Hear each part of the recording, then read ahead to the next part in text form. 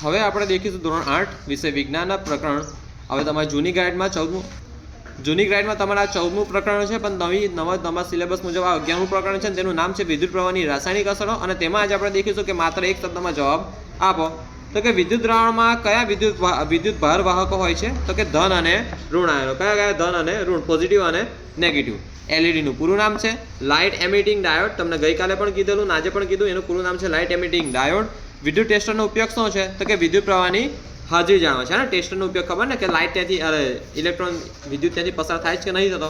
કોઈ પણ ઇલેક્ટ્રિક ઉપકરણ હોય તેમાં તમે દેખજો કે ઘણા પેલા એ આવે ને કામ કરવાવાળા, ઇલેક્ટ્રિકનું કામ કરે તે માણસો શું કરે છે, પહેલાં ત્યાં ટેસ્ટર નાખશે કે વિદ્યુત પસાર થાય છે કે નથી થતો, એટલે કે વિદ્યુત પ્રવાહની હાજરી અથવા બળ મેળવવા માટે. પછી ચુંબકીય સોયને વિદ્યુત પ્રવાહનું વહન કરતા તારની નજીક મૂકવામાં આવે તો શું થાય? તો કે ચુંબકીય સોયનું કોણાવર્તન થાય. જેમ કે જો સોય આવી હોય, આવી કંઈક સોય હોય અને વિદ્યુત પ્રવાહ પસાર કરવામાં તો કાં તો એમ જાય, કાં તો એમ જાય, કાં તો આ બાજુ જાય, બરાબર. એટલે તારનું શું થશે? કોણાવર્તન થશે. શું થશે? કોણાવર્તન થશે. હવે ત્યાં નહીં. હવે વિદ્યુત ટેસ્ટરના પરિપથમાં એલઈડીનું જોડાણ કરતી વખતે તેનો કયો તાર બેટરીના ધન છેડા સાથે જોડવામાં આવે છે? તો સિમ્પલ ભાષામાં લાંબો તાર. કયો તાર? લાંબો તાર. લાંબો તાર આપણે દેખો કે વિદ્યુત ટેસ્ટરના પરિપથમાં એલઈડીનું જોડાણ કરતી વખતે વિદ્યુત ટેસ્ટરનો લાંબો તાર બેટરીના ધન ધ્રુવ અથવા ધન છેડા સાથે જોડવામાં આવે છે. પછી આપણું શરીર વિદ્યુતનું સુવાહક છે કે અવાહક? તો આપણા શરીરમાંથી આપણને ખબર છે વિદ્યુત પસાર થાય ને ભાઈ, કરંટ લાગે એટલે કે સુવાહક છે. કેવું છે? સુવાહક છે, બરાબર. પછી નીચેનામાંથી વિલક્ષણને શોધી કાઢો કે અલગ લક્ષણ પડતું હોય તેવું. તો કે પ્લાસ્ટિક, કોપર, એલ્યુમિનિયમ, ગ્રેફાઇટ. જ્યારે વાત કરું કોપર, એલ્યુમિનિયમ અને ગ્રેફાઇટ, ત્રણેયમાંથી વિદ્યુત પસાર થાય, જ્યારે પ્લાસ્ટિકમાંથી વિદ્યુત પસાર થાય નહીં. પછી વિલક્ષણને શોધી નાખો. લીંબુનું શરબત, નળનું પાણી, વનસ્પતિ તેલ, મીઠાનું દ્રાવણ અને વનસ્પતિ તેલ. તો કે મીઠાનું દ્રાવણ છે, નળનું પાણી છે, લીંબુનું શરબત, ત્રણેયમાંથી વિદ્યુત પસાર થાય, પણ વનસ્પતિ તેલમાંથી વિદ્યુત પસાર થાય ને, એટલે વિલક્ષણ કયું છે? વનસ્પતિનું તેલ. પછી હવે ધ્યાન આપો. તળાવના પાણીમાં વિદ્યુત પ્રવાહ પસાર કરતા હાઇડ્રોજન વાયુ કયા ઇલેક્ટ્રોડ પાસે ઉદ્ભવે છે? કેથોડ પાસે. કોની પાસે? કેથોડ પાસે. જો હું વાત કરું એનોડ પર કયો વાયુ ઉદ્ભવે? એનોડ પર કયો વાયુ ઉદ્ભવે?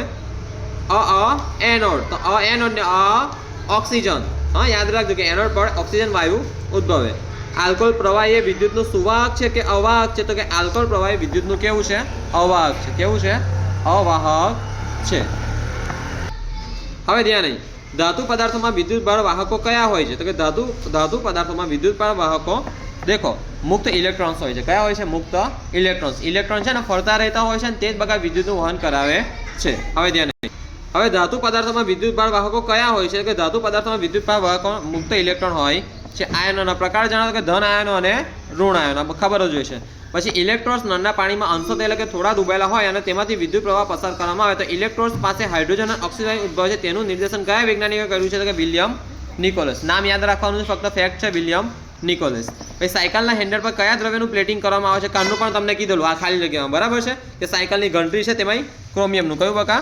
ક્રોમિયમનું. કઈ ગયું? આવી રહ્યું. અહીં પણ તમને કીધેલું ક્રોમિયમનું પ્લેટિંગ કરવામાં આવે છે. જો છે ને બાથરૂમના નળ છે અને સાયકલની ઘંટડીનો દેખાવ ચળકાટવાળો બનાવો તેમના પર કોનું ઇલેક્ટ્રોપ્લેટિંગ કરવામાં આવે છે? ક્રોમિયમનું. બરાબર છે. તો અહીં પણ યાદ રાખવાનું કે સાયકલના હેન્ડલ પર કયા દ્રવ્યનું ઇલેક્ટ્રોપ્લેટિંગ કરવામાં આવે છે? તો કે ક્રોમિયમનું. સોનીય સસ્તી ધાતુઓ પર કોનું પ્લેટિંગ કરે છે? કે ચાંદી અને સોનું. ખાદ્ય પદાર્થોના સંગ્રહ માટે વપરાતા ડબ્બા ઉપર શાનું આવરણ ચડાવવામાં આવે છે? તો કે ટીનનું. કોનું? ટીનનું. ખાદ્ય પદાર્થો આ બ્લડ થઈ ગયું છે ને? થઈ ગયું. ખાદ્ય પદાર્થોના સંગ્રહ માટે વપરાતા ડબ્બા ઉપર ટીનનું આવરણ ચડાવવામાં આવે છે. ટીન એક પ્રકારની ધાતુ છે, તે ટીન ધાતુનું આવરણ ચડાવવામાં આવે છે. જેમ તમને લોખંડ કેવી ધાતુ, સોનું ચાંદી કેવી ધાતુ છે, એલ્યુમિનિયમ કેવી ધાતુ છે, તેવી ટીન પણ એક પ્રકારની ધાતુ છે. પછી પુલ બનાવવામાં વપરાતા લોખંડના ગડર પર કયા દ્રવ્યનું આવરણ ચડાવવામાં આવે છે? તો કે ઝીંક. કયું છે? ઝીંક. ઝીંક પણ એક પ્રકારની દ્રવ્ય છે, એક પ્રકારનું ધાતુ છે, પણ તેમાં પીગાડીને તેને ઓગાળે અને ત્યાર પછી તેના ગડર પર ઝીંકનું આવરણ ચડાવવામાં આવે છે. તો બકા એક સરસ મજાનું કેવું આજે છે ને આટલું આ 1 થી 17 સવાલ જવાબ થઈ ગયા.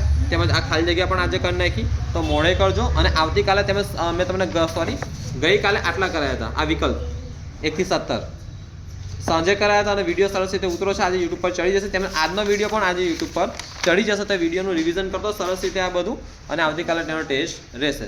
3માંથી 10 માર્કનું પૂછીશ અને 10 માર્કનું થાય છેવટે 30 માર્કનો ટેસ્ટ થશે તમારો, બરાબર. 10 તાલી 30. 30માંથી ઓછામાં કેવું તમારા 23 આવવા જોઈએ. કેટલા? 23. જો 23થી નીચે આવ્યા તો બધું 5-5 વખત લખવાનું. નહીં આવ્યા તો ખાલી એક જ વખત લખવાનું. 23માંથી 30માંથી 23 આવ્યા તો સિમ્પલ વાત, 23 આવ્યા તોય કંઈ વાંધો નહીં, 24 આવ્યા તોય કંઈ વાંધો નહીં, એક જ વખત. પણ જો 30માંથી કેવું છું 22 આવ્યા, 20 આવ્યા, લખવાની તૈયારી ચાલુ કરી દીધો. કેટલી વખત? 5 વખત. ચાલ 23 નહીં, થોડી હજુ રાહત આપું, 20. બસ 30માંથી 20 તો આવવા જોઈએ છે. 30માંથી 20 નહીં આવ્યા તો પછી બગા સજા થશે. સજા એ જ છે કે લખજો વધારે. બરાબર, ક્લાસ પૂરો.